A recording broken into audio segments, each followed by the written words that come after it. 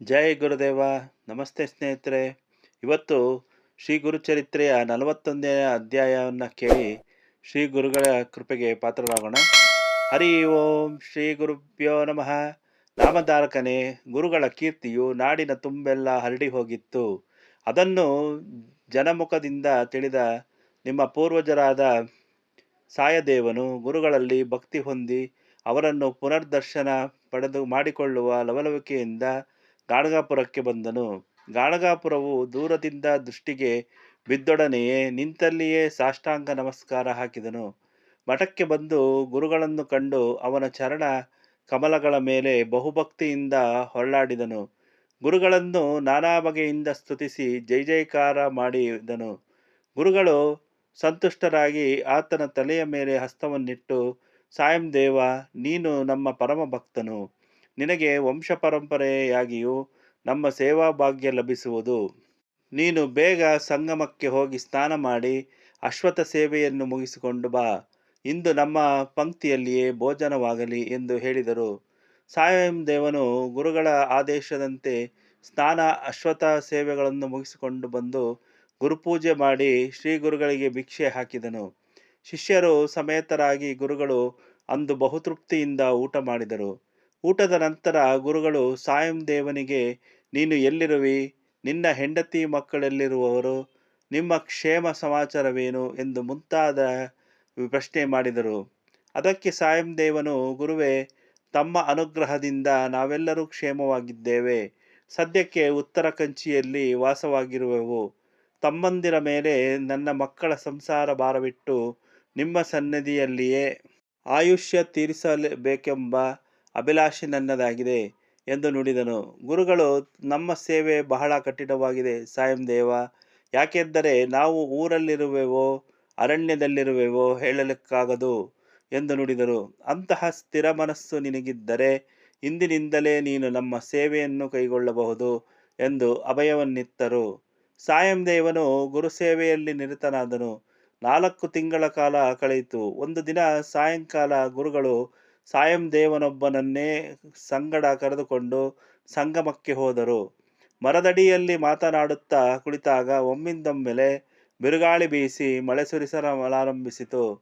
ಸಾಯಂ ದೇವನು ಮಳೆಯ ಹನಿಗಳು ಗುರುಗಳಿಗೆ ಸಿಡಿಯದಂತೆ ತನ್ನ ಅಂಗವಸ್ತ್ರವನ್ನು ಗುರುಗಳಿಗೆ ಮರೆಮಾಡಿ ಕೊಂಡು ನಿಂತನು. ಮಳೆಯು ಸ್ವಲ್ಪ ಕಡಿಮೆಯಾಯಿತು. ತಂಗಾಳಿ ಬೀಸತೊಡಗಿತು. ಗುರುಗಳು ಸಾಯಂ ದೇವನ ಶ್ರದ್ಧೆಯನ್ನು ಪರೀಕ್ಷೆ ಮಾಡಲೆಂದು, ಸಾಯಂ ದೇವ, ನನಗೀಗ ಚಳಿಯಾಗತೊಡಗಿದೆ. ನೀನು ಬೇಗ ಮಠಕ್ಕೆ ಹೋಗಿ ಅಗ್ಗಿಷ್ಟಿಕೆಯನ್ನು ಹೊತ್ತಿಸಿಕೊಂಡು ಬಾ ಎಂದು ಹೇಳಿದರು. ಸಾಯಂ ದೇವನು ಅಪ್ಪಣೆ ಗುರುಗಳೇ ಎಂದು ಹೊರಡತೊಡಗಿದನು.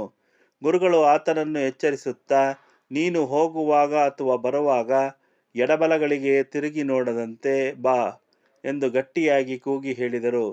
ಸಾಯಂ ದೇವನು ಗುರುಗಳ ನಾಮಸ್ಮರಣೆ ಮಾಡುತ್ತಾ ಅವಸರದಿಂದ ಹೊರಟನು.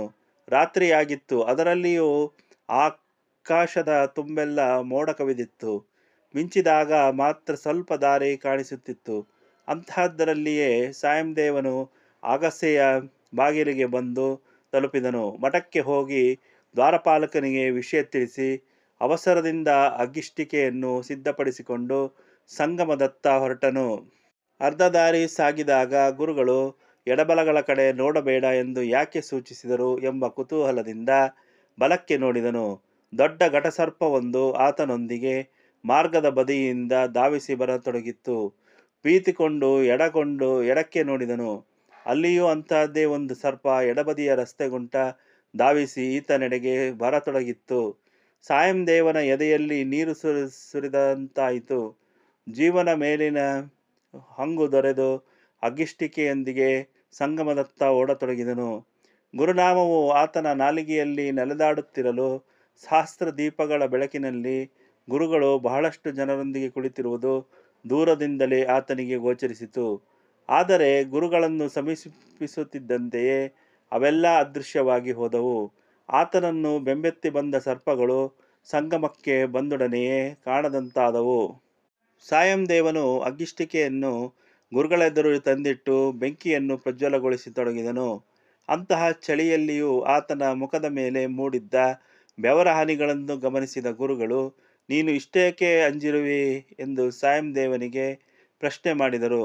ಸಾಯಂ ದೇವನು ಉತ್ತರಿಸದೆ ಅತ್ತಿತ್ತ ನೋಡಿದಾಗ, ಓಹೋ, ಆ ಸರ್ಪಗಳನ್ನು ನಾವೇ ನಿಮ್ಮ ಬೆಂಬಲಕ್ಕಾಗಿ ಕಳಿಸಿಕೊಟ್ಟಿದ್ದೆವು ಎಂದು ಹೇಳಿ ನಗತೊಡಗಿದರು. ಸಾಯಂ ದೇವನು, ಗುರುವೇ, ನನ್ನ ಭಕ್ತಿ ಇನ್ನಷ್ಟು ಸ್ಥಿರವಾಗುವಂತೆ ಅನುಗ್ರಹಿಸು ಎಂದು ಪ್ರಾರ್ಥಿಸಿದನು. ಗುರುಗಳು ಆ ರಾತ್ರಿಯನ್ನು ಅಲ್ಲಿಯೇ ಕಳೆಯುವ ಉದ್ದೇಶದಿಂದ ಸಾಯಂ ದೇವನಿಗೆ ಒಂದು ಕಥೆಯನ್ನು ಹೇಳತೊಡಗಿದಲ್ಲಿ ಎಂಬಲ್ಲಿಗೆ ಸಾರರೂಪ ಶ್ರೀ ಗುರುಚರಿತ್ರೆಯ 41ನೇ ಅಧ್ಯಾಯ ಮುಕ್ತವಾಯಿತು.